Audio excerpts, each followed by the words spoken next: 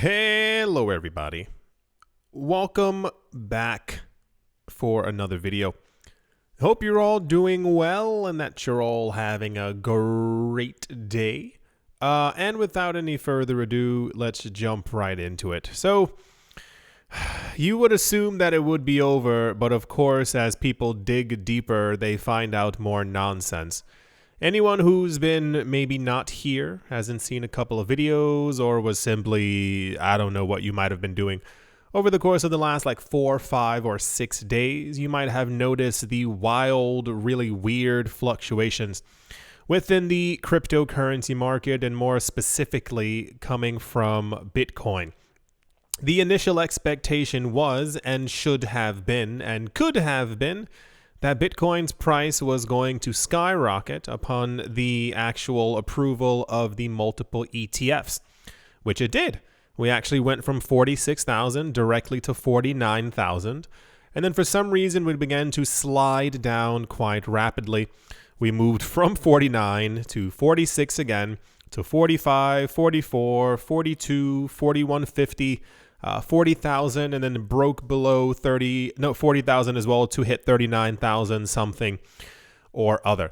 The news that we received, and this is the true news, is that a lot of external behind the scenes selling was going on. From what we know now is that apparently, air quotes, it's basically the fault of Grayscale. Grayscale being the company who a number of years ago tried to get a spot Bitcoin ETF. It did not work out for them. So they created a GBTC, a Grayscale Bitcoin Trust, which was the same exact thing as an ETF, except for the actual classification of the three letters E, T, and F. So upon the approval of multiple spot ETFs for Bitcoin from the SEC, we began to have news that apparently Grayscale's trust fund was being sold off as people were allegedly buying up Grayscale's Bitcoin ETF and or any other ETF. So basically the fund was being sold off because now the thing that all the major investors wanted, an ETF, was finally available for everyone. However, the issue, of course, is that Grayscale, similar to MicroStrategy and many other major companies, had been accumulating a very large amount of Bitcoin.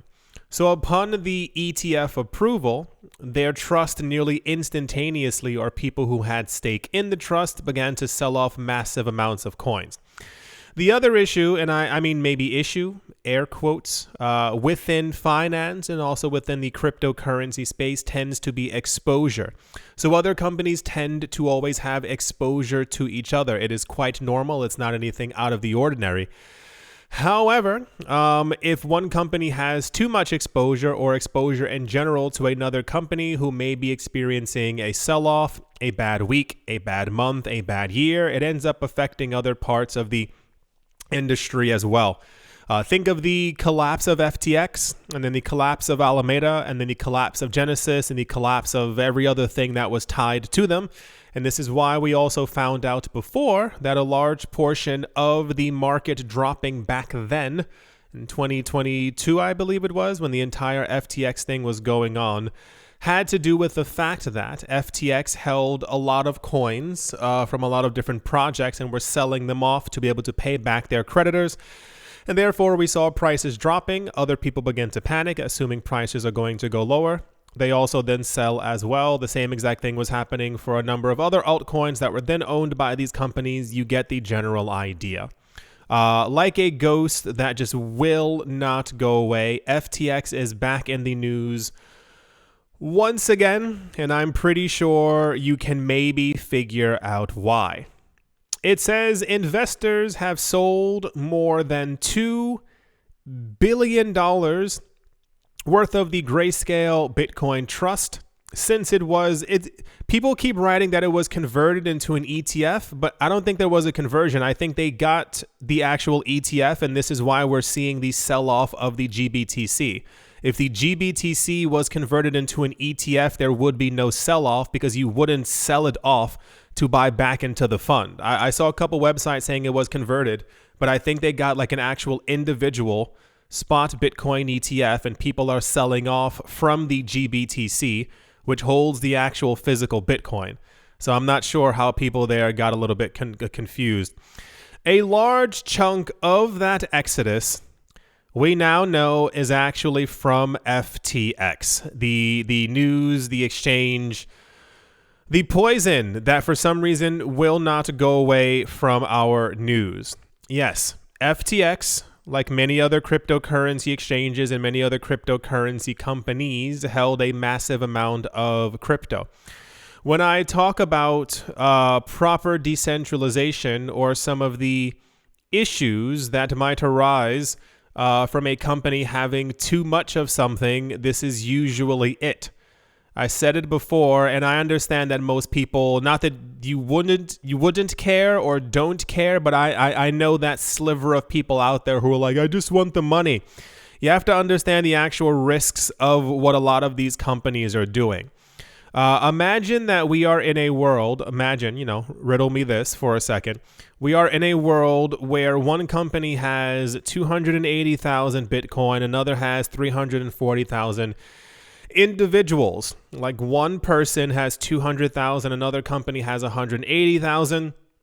After you get to around 30 or 40 companies, they hold the vast majority of Bitcoin that there is out there in the world.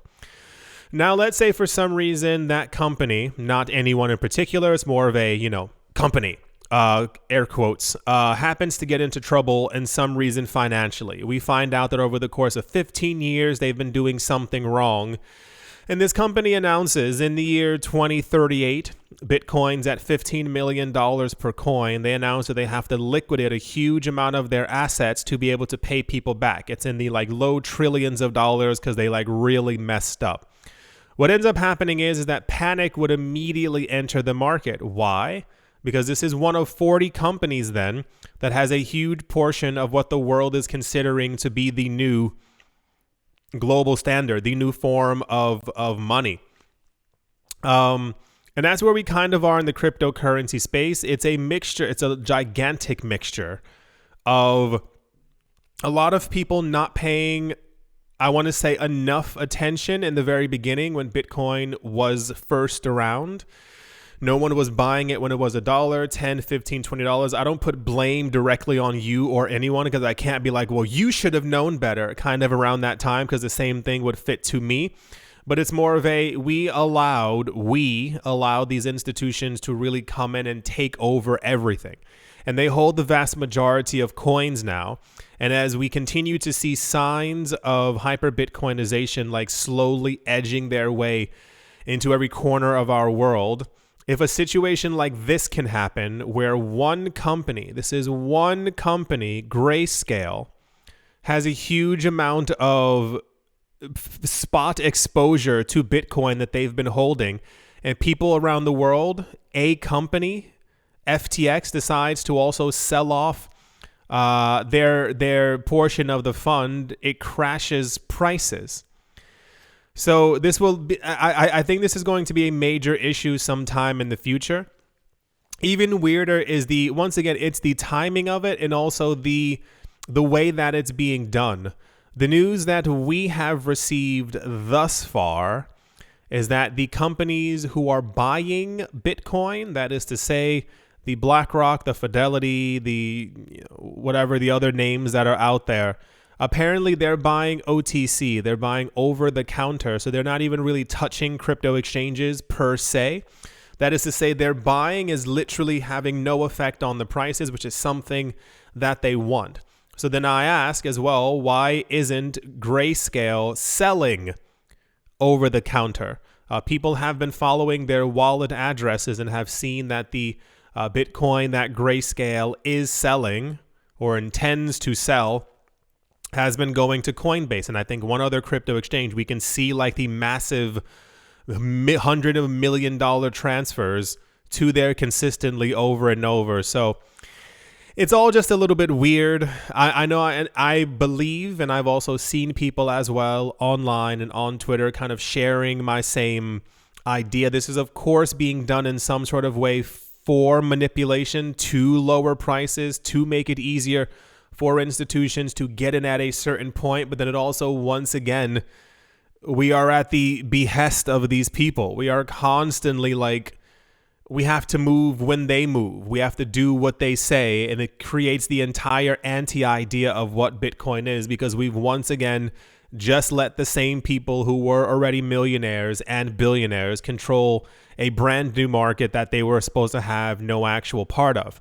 And then you talk about to have something as what could have been or should have been as insignificant as FTX crashing, creating these gigantic waves throughout our market that we're still feeling years later, even when it comes to something as far as like they're just trying to get money so they can pay off the people who they owe money to.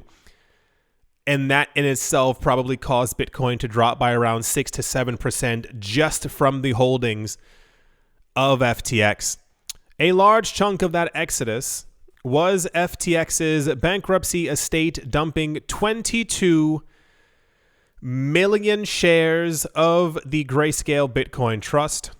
According to private data CoinDesk reviewed, and two people familiar with the matter apparently have stated as well, a slew of spot Bitcoin ETFs began trading on the 11th of January after the US SEC, yada, yada, yada. But the Grayscale already existed for nearly a decade, structured as a less attractive closed-end fund, and had accumulated close to $30 billion worth of assets. That's absolutely insane. $30 billion. Grayscale has a lot more than just Bitcoin. For those who didn't know, they're usually known for their Bitcoin when they go on stage, when they're at an event. Bitcoin is typically the thing that they talk about the most, but they have nearly every other major altcoin. They have smaller allocations of them, of course. So I think they only have like an 8% allocation for Ether, 7% for XRP, kind of like in that order, if you will, and it kind of gets lower and lower depending on which coins are actually out there. But the news that we have right now, because we have received the news for the last 4 to 5 days that the sell-off apparently is because of Grayscale. This is the news that we have kind of figured out, at least. The really weird part, for those of you who were also not here, is that the accumulation by the ETF companies is also quite tremendous. So we had news over the course of 3 days that I believe 11,500 Bitcoin had been accumulated by the ETF companies. And then that number went to 25,000, went to 37,000. I think it was around $50,000 where I didn't have it in a video, 65,000. And the most recent numbers that we received just from the people who have the spot Bitcoin ETFs is anywhere between 95,000 to 100,000 Bitcoin. You heard that correctly. It took no more than 11, 12, 13 days for these companies to acquire 100,000 Bitcoin, which would have logically moved up our price. However, I don't know the exact amount that Grayscale still has. There's a lot of speculation as to how much more they plan on selling, if they're going to continue selling. I've seen, across the board, I've seen anywhere from people saying this will happen for another week or two. I've seen people saying that they have enough they have enough that could be sold off, that this might last for another month or two. Not joking. At that point, and I say this completely realistically, someone needs to have a talk with them, because I'm sure they know what they're doing. They see the prices and are also aware of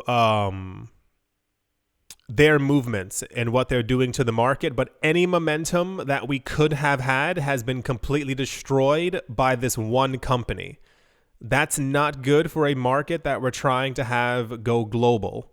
We can't have a situation where one company is selling something and our entire market begins to collapse. Bitcoin lost how much value? The cryptocurrency market lost hundreds of billions of dollars worth of value because of these sell-offs. If they continue for the next month or two, the market's going to be in trouble. We are going to once again have a $22,000, $23,000 Bitcoin, and that's not good for anyone. Like, that completely ruins our market. That ruins any momentum that we've had over the last year. Bitcoin nearly 2.5x in price from exactly a year ago.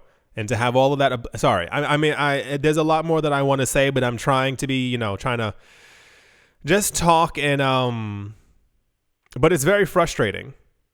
It's incredibly frustrating to see all of this happening, and it's just because of one company, because we would probably be over $60,000 to $65,000 right now upon the news that these 11 companies purchased 100,000 Bitcoin, and the people were also buying off of crypto exchanges as well. But we have no choice. We have to wait. Hopefully Grayscale does something soon, because I think a lot of people are already angry. I'm seeing the anger mounting on social media. Like, I'm seeing it like very clearly on Twitter, very clearly. And if it's because of them that we get to a $22,000 Bitcoin, I think the fury is going to spill over. So I don't know what they're doing or why they're not doing it now, but that's the apparently FTX has also been set 22 million shares.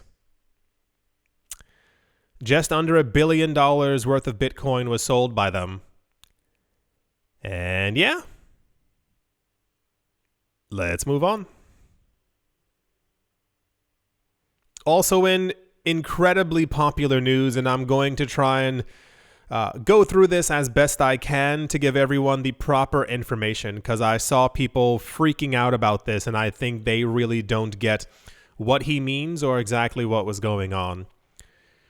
During the recently held World Economic Forum, they had a meeting in Davos, Switzerland, like they always do. Brad Garlinghouse was there as a member of the panel, and apparently he was talking negatively about Dogecoin, emphasizing that he is yet to discover its use cases. Please understand that Dogecoin is a meme. Dogecoin is not to be taken seriously. The only reason why people have been taking it seriously in any sort of way is because Elon Musk is involved. That is the only reason. A lot of people, for whatever reason in life, assume that if a billionaire is attached to something, there's some type of a weird, crazy master plan behind the scenes and that it gains some type of legitimacy. This coin is a meme. It is not meant to be used as an everyday currency and probably never will, regardless of if the coin ends up going to $10, $15, $20, $30, $40, $50. It is still going to have an enormous amount of fluctuations in its value. Of course, people can choose to use it as a currency. Do as you wish. It's your money. However, the actual use cases of this coin do not exist. It is meant to be used as a currency. It is meant to be used as a unit of dollar measurement, if you will. But besides that, there is nothing.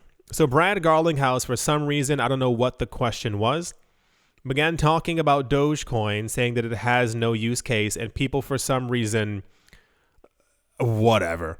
Garlinghouse expressed skepticism towards the use cases of Dogecoin, adding that he fails to see the utility and purpose of the coin.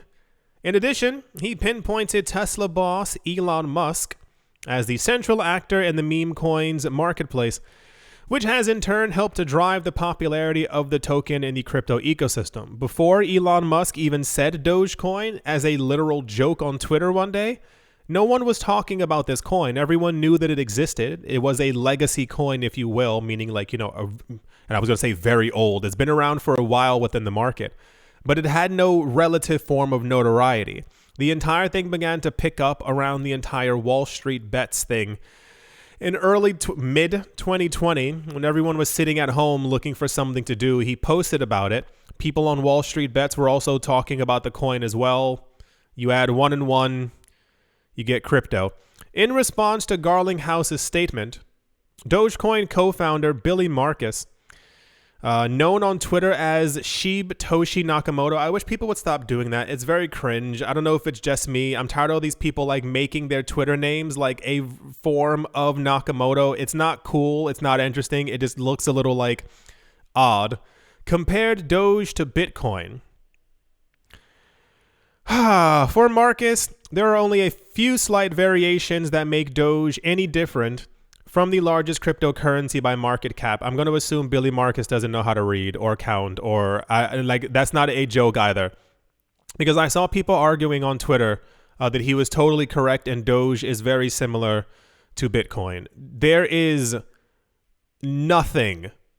The only thing that Dogecoin and Bitcoin have in common is that they're both on blockchains and they both are currently given US dollar and yen and euro value.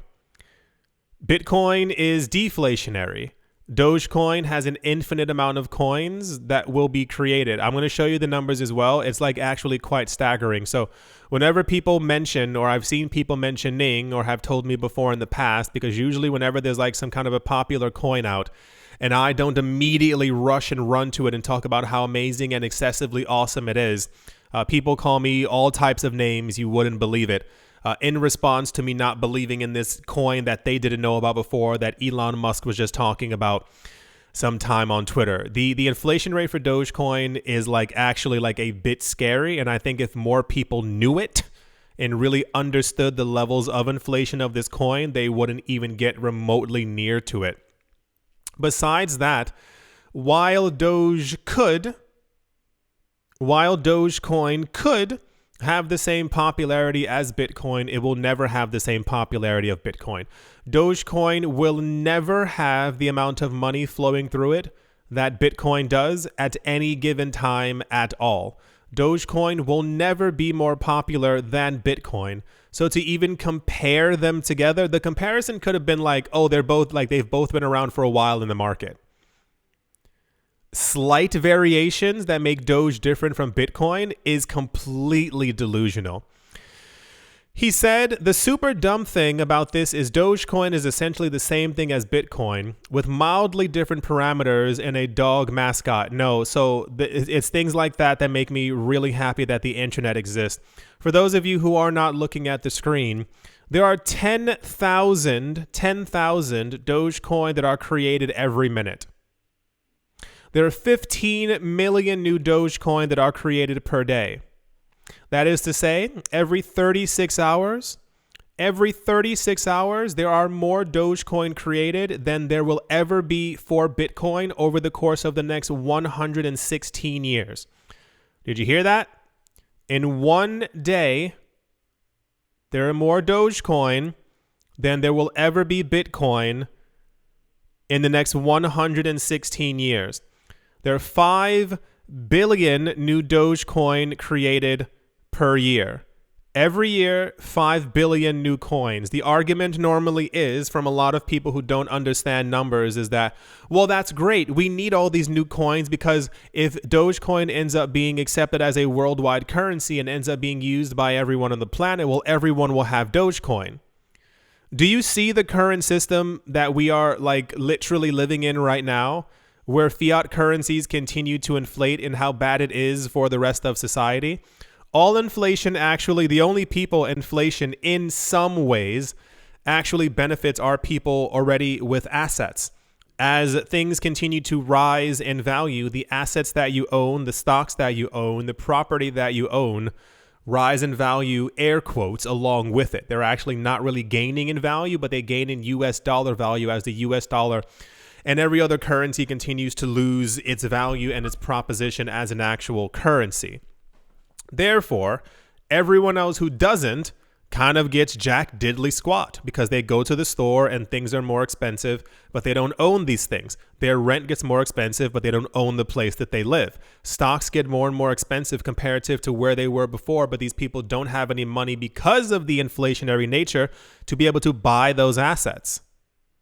Dogecoin being inflationary is not a good thing.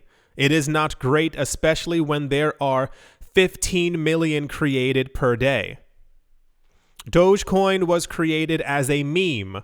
It was created as a joke to show people Bitcoin has a finite value.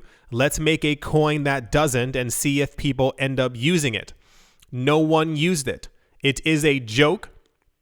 And people only take it seriously because for some reason people are obsessed with Elon Musk and want to be like him and assume that anything that he talks about could potentially make them rich as well.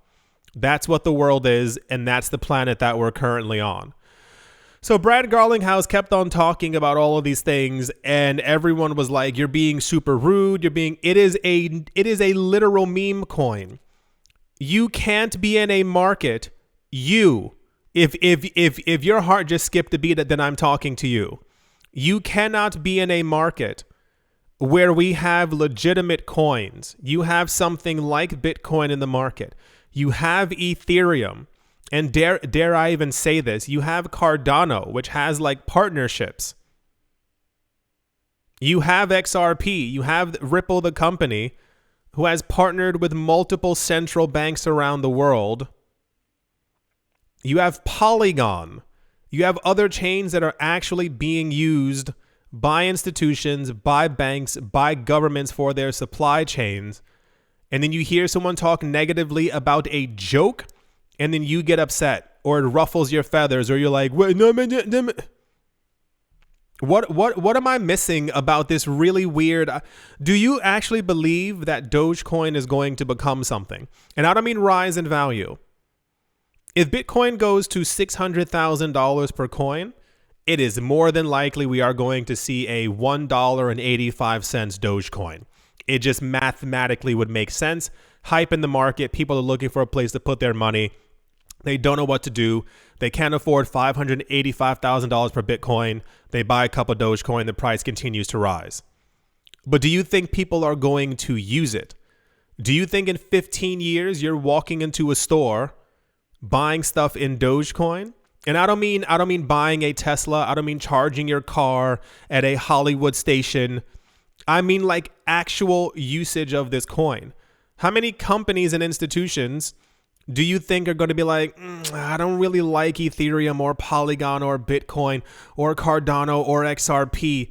Maybe we should just build on this chain that no one else is using. Anyone? No one? Why do people keep continuing to pretend like garbage in this space is like good? Every single time we have these crappy coins over and over and over, people keep defending them. Tron, I'm looking at you as well. So many coins within this space. So he wasn't lying. And I'm not really sure what Billy Marcus is remotely talking about. I have a feeling that that's probably more emotional than anything. If you create a coin, if you create a currency that you created as a joke, and you expected it to completely disappear and flounder, but over the course of the last 12, 13 years, however long this coin has been out, it's still around. You're going to have like a huge amount of emotional attachment to it being known as the creator of the coin. Did Brad Garlinghouse lie? No, not even 1%. He further criticized Garlinghouse's comments by equating it to gaining an understanding of the euro and choosing to say that the yen is nonsense. In Marcus's opinion, this was just little brains pretending to be smart, or little coins trying to be interesting. In a more recent post, the Ripple CEO showed he has no plans to let Billy clap back. At first, he acknowledged his juxtaposition, stating that he understood the point he was making with the euro and the yen. He even claimed to argue in some ways, but suggested that a more appropriate scenario would be comparing the US dollar to the Zimbabwean dollar. That's probably far more accurate as well. For those of you who don't know, the Zimbabwean dollar tends to be the running gag joke of fiat currencies around the world, as like they have like $100 trillion bills and you need like a 1,000 of them to be able to buy one or two different things. Anyway, this was, of course, incredibly popular news because people like to get upset for no apparent reason. I don't understand how you could be in the cryptocurrency market, but this has been going on for a while. Last thought. This has been going on for a while. I thought people were joking in the very beginning when they said they owned no Bitcoin, they owned no Ether. A lot of people were staying away from XRP. I was like, these people are clearly lying, trying to get people to like sell off their coins or make it seem like there's not a lot of interest in these projects, while I just knew in my heart that they own them. No, there are a lot of people who buy like really terrible, crappy, awful coins. And I guess somewhere in their mind, they're expecting it to do really well. It doesn't, I mean, it's also once again similar to people who are still buying gold and being like, well, it's going to have its day. It's definitely going to pass by Bitcoin at some point. We know that Bitcoin's deflationary. We won't be able to dig into the ground and find any more. We know that we are going to continue digging into the ground as humans and find more silver and more gold, and its value is not going to rise. We know that other planets are made of the same materials that ours is, that we can mine on those planets and also find diamonds and rubies and gold and silver. We know that asteroids are also composed of the same minerals as well. It doesn't make any sense. Anyway, very popular news. Brad Garlinghouse said absolutely nothing wrong. And, so for those of you who did not know, Dogecoin is a meme. It is not a coin that is or should be taken seriously. If Bitcoin and Ether ever do go back up, because, we're just waiting on Grayscale at this point, Dogecoin's price will also probably rise. But understand, like, long-term value, it's literal garbage. So it's kind of like you getting into the stock market and you seeing that there's like Apple and Microsoft, and you're like, well, that company just made a computer out of paper and they're making like 1,000 a day. I mean, you can't really use it. You can't sign online with it, and no one's going to use it in a couple of years. But I mean, I think I'm going to throw my money into that. So, also they write the word Elon Musk on the back of that paper computer, and that's why people want it. I do sincerely hope that you've all enjoyed. I do hope that you all are having a great day, morning, afternoon, evening, wherever you are, wherever you might be. I do hope it's absolutely fantastic. I'm not looking forward to the next 2 or 3 days, because I have a very strange feeling we're going to get some other type of Grayscale news. And this company really needs to change. But I'm sure they know what they're doing. Not in like a they'll help us out kind of way. It's more like I believe that money comes first for them, as opposed to the actual other hundreds of millions of people who are in this market.